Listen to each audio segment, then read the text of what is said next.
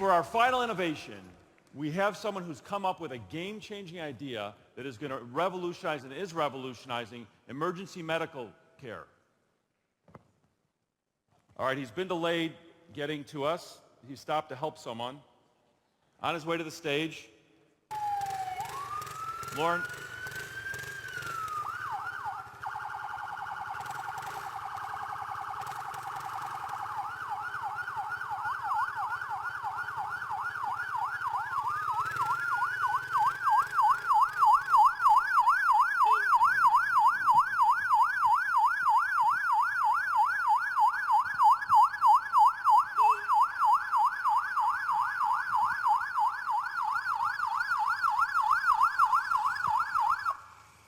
Ladies and gentlemen, Eli Beer of United Hatzalah.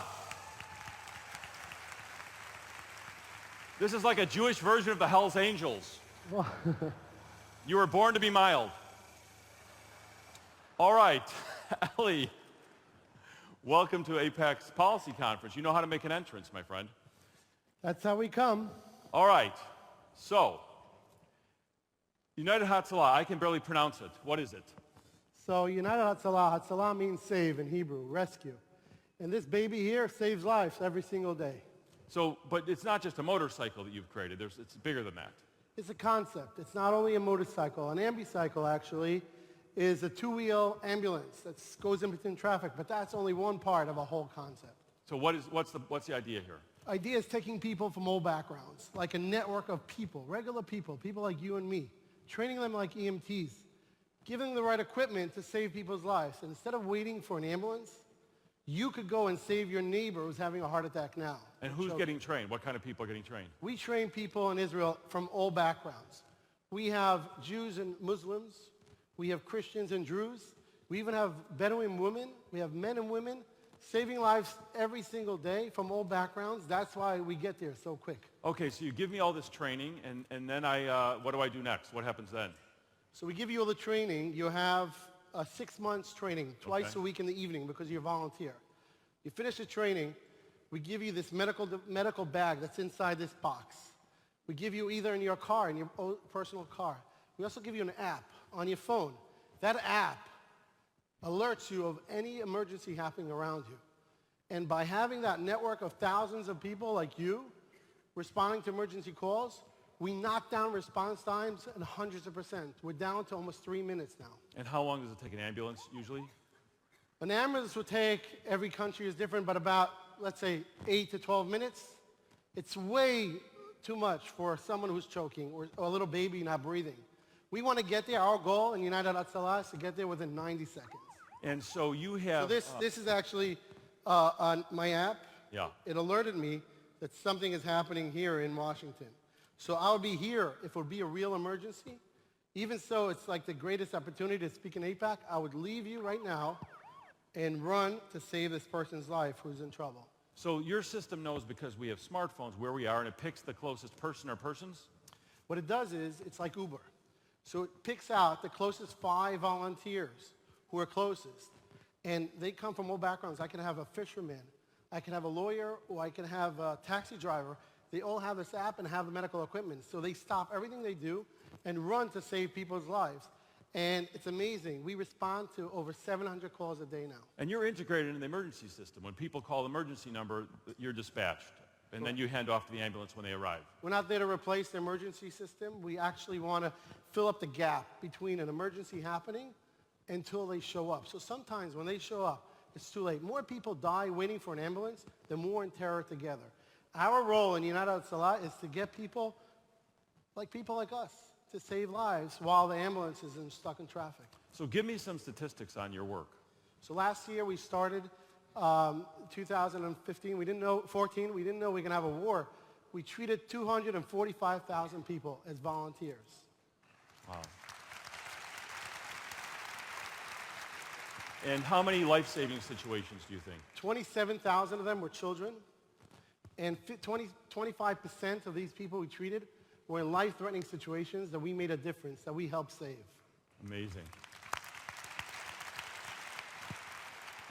And I understand you've exported this to some other countries. Well, you know, the good word of Israel, with innovations. Goes around, and we got requests from all around the world. In South America, we're in Brazil and Panama, now in Argentina and Mexico and other countries. We're going to even India and Rwanda. So many countries around the world want to have the concept of volunteers responding with this bike, with this Ambucycle, or with their own cars, and saving lives. So we're helping them get to this goal. I heard a list of countries. Are we chopped liver here?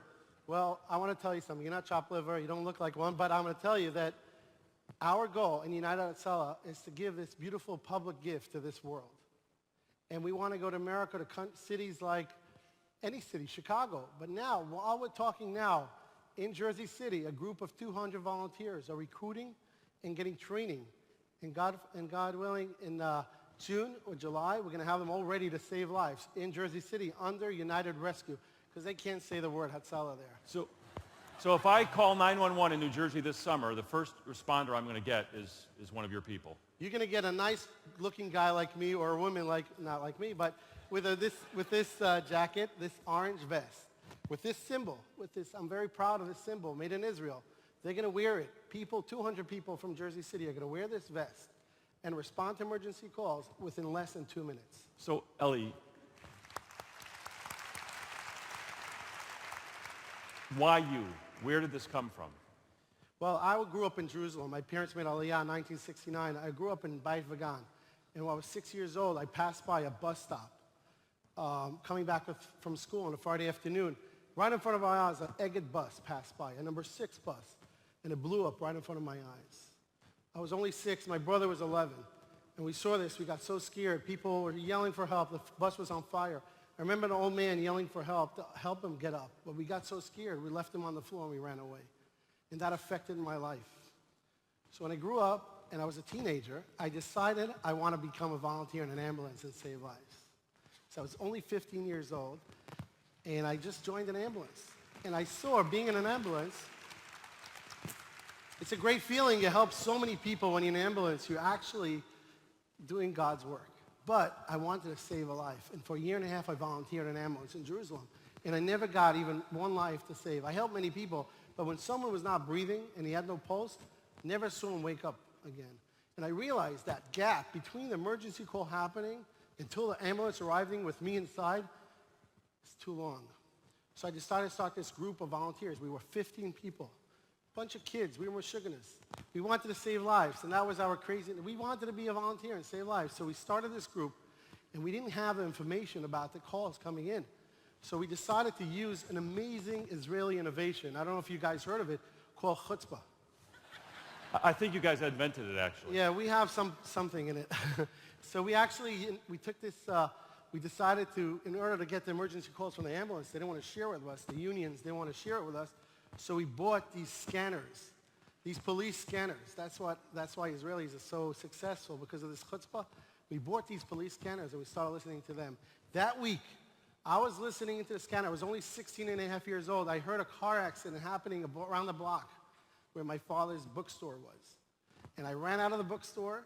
I had no medical equipment on me, but I knew that I could save a life. And this person was on the floor. He was 70 years old. I saw him bleeding literally from his neck and gushing blood. And someone said, a relative said he's on Coumadine. And I knew that if I don't stop his bleeding within 2 minutes, he's going to be dead. I took off my yarmulke off my head. And I folded my yarmulke like this, to 4. And I put a lot of pressure on this person's neck, literally pushing it in to stop his bleeding. I waited for about 20, 25 minutes. The ambulance arrived. It looked like 3 hours to me, because I was just worried about this person. He was still breathing, but he was unconscious. When the ambulance took him, they put him on the stretcher, I realized his hand fell like this, and he had a number here. I was hoping this person would be alive. 2 days later, I got a phone call from his son saying, "Are you the kid that treated my father?" I said, "Yes." I was sure he was going to say it's a funeral. He said, "My father woke up in the hospital. He would like to thank you personally for saving his life."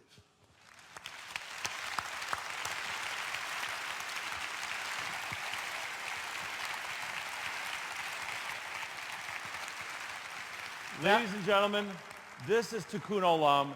This is healing and saving the world. Israel is a blessing to the world. As pro-Israel advocates, we are blessed to have great stories to tell. Let's go out and tell them. Brian, I want you to be be a volunteer. I'm going to be. They can.